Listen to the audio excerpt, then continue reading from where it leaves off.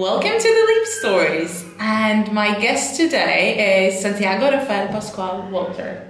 I did it well, yes. Thank you, Santiago, for being with us. A pleasure. And just to jump straight into my first question to you is, could you tell us a little bit more about yourself? Who you are, what you do? I think the audience would be more than curious to know that. Well, I consider myself an artist of life. I am an ontological communicator and mastering emotional intelligence and neuroscience.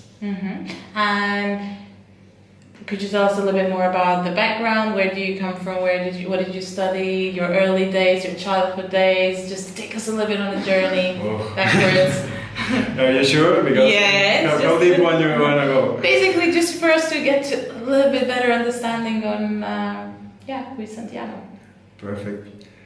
Well, I know you come from Argentina, so yes. There we go. I come from Argentina, Cordoba. That is the center of the country, and we Argentinians. As an Argentinian, as Santiago, I have found out lately that it has a hidden secret. It has like I always felt like being like a superhero, like with superpowers and like above everyone else in the room, you know, like super egoic.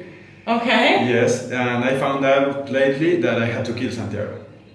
So I had to kill Santiago because it's the double ego. It comes from San Diego, the two egos. Oh wow! So that's an interesting introduction. Yeah. So if whatever Santiago comes into the story too, I just kill him a little bit. Because the idea of that it helps like unifying and sanctifying like the super saints, and when they become super they were sanctified. So could you tell us a little bit more what you do today? Perfect. Today I am speaking about La Femme. Yes. Perhaps just very briefly. Yes. Yeah. Today I am building La Femme. Building up La Femme. That is a movement that. The idea is the soul family living in this home that is planet Earth, and we got together to remember our roles, to remember really who we are, through the connections on the frequency, like emotional intelligence, reading the interline between lines. And what really triggered your interest, or even what triggered that desire to go into setting up something like that? Yes, mainly it came of the family issues, and I learned that everyone has family issues, and that's like the source of all diseases. Like in fact, families were made of famine to fight famine. That is the worst kind of hunger. So that's a social construction to defeat the worst kind of hunger. That is the lack of love and purpose. What does leap mean for you? How do you understand leap? Yeah, leap. Because you kind of touched upon it earlier in a really nice way, so I'd like them to hear as well. Yes. Studying quantum medicine, was how I recovered my health back.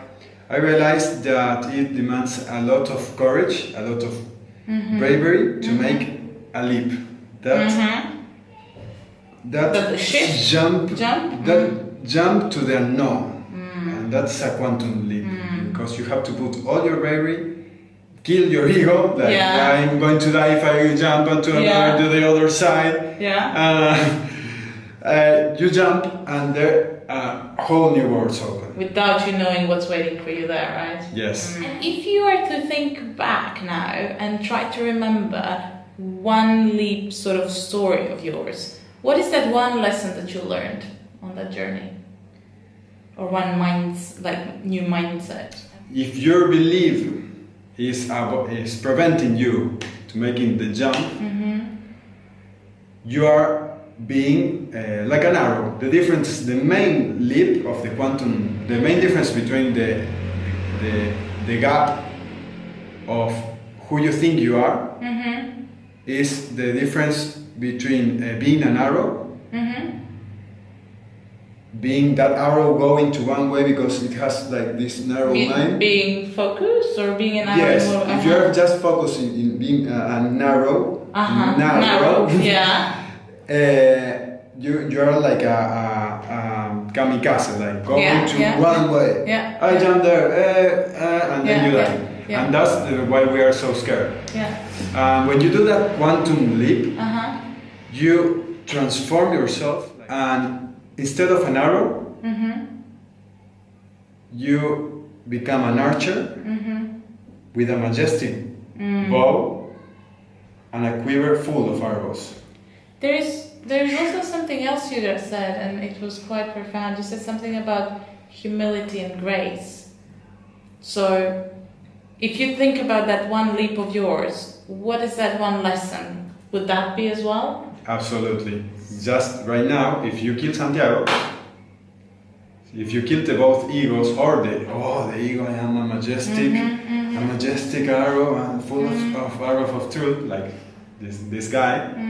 If you kill him, I have to remember always to kill Santiago. So, if you get it in the right way, like on the symbolic, that's the most subtle way to download it. You don't become suicidal.